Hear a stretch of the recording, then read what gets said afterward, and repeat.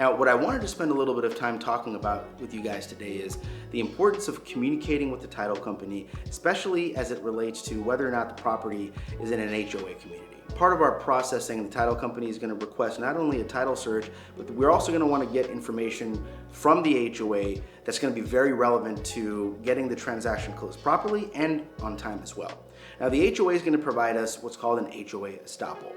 Florida statutes dictate that HOAs are required to provide information to us in a certain amount of time, and so it's important for us to make sure that we're getting that request over to the HOA early on in the transaction so we don't deal with any kind of back-end delays that will cause the transaction to have to extend for any reason. So the HOA estoppel gives us a lot of important information.